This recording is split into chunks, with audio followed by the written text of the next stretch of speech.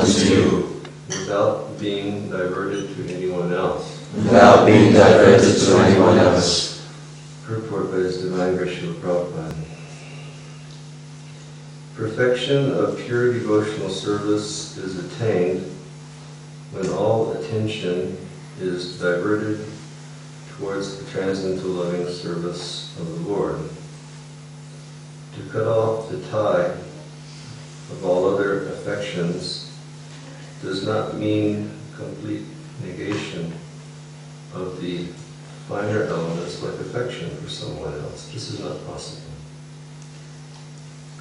A living being, whoever he may be, must have this feeling of affection for others because this is a symptom of life. The symptoms of life, such as desire and anger and hankerings and feelings of attraction and so on, cannot be annihilated. Only the objective has to be changed. Desire cannot be negated, but in devotional service, the desire is changed only for the service of the Lord in place of desire for sense gratification. The so-called affection for society and family and country and so on consists of different phases of sense gratification. When this desire is changed for the satisfaction of the Lord, it is called devotional service.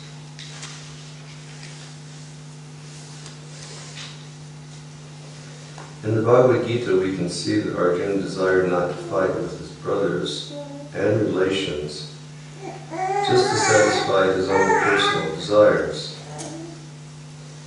But when he heard the message of the Lord, Srimad Bhagavad Gita, he changed his decision and served the Lord. And for his doing so, he became a famous devotee of the Lord. For it is declared in all the scriptures that Arjuna attained spiritual perfection by devotional service to the Lord and friendship. The fighting was there, but also friendship was there. Arjuna was there, and Krishna was there. But Arjuna became a different person by devotional service. Therefore, the prayers of Kunti also indicate the same categorical changes in activities. Srimati Kunti wanted to serve the Lord without diversion, and that was her prayer.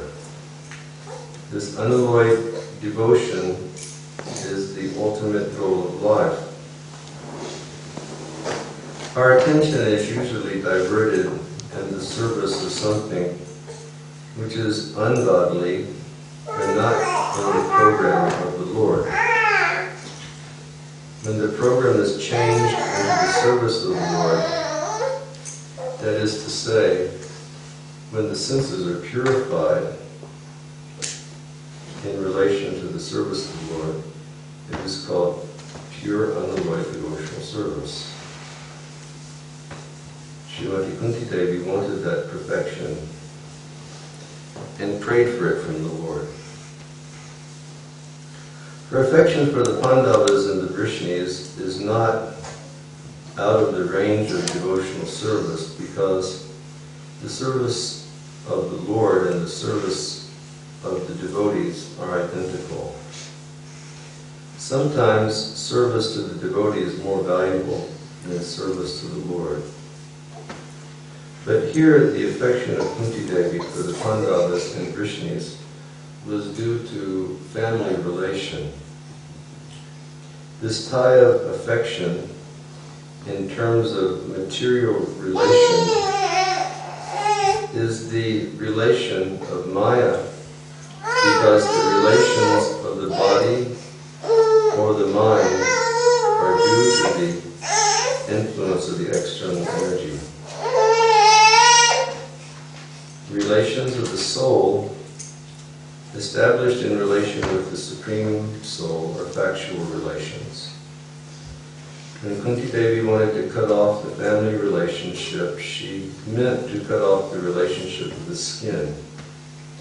The skin relation is the cause of material bondage, but the relation of the soul is the cause of freedom. This relation of the soul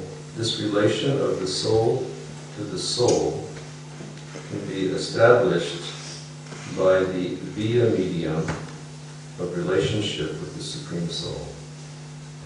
Seeing in the darkness is not seeing, but seeing by the light of the sun means to see the sun and to see everything else which was unseen in the darkness. That is the way of devotional service.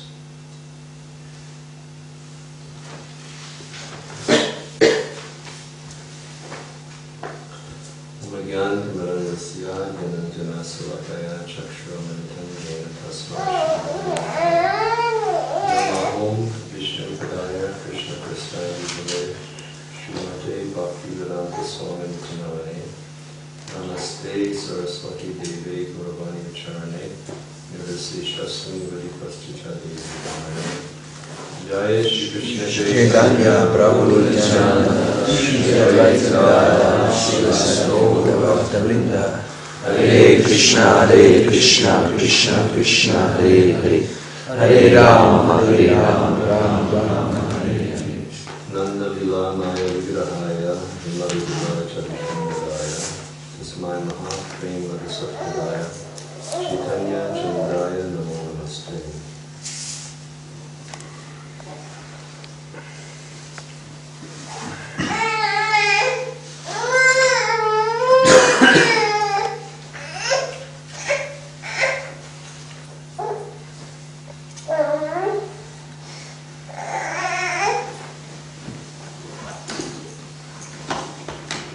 About a year and a half ago, I was flying from, I think I was flying back from Mayapur to Delhi.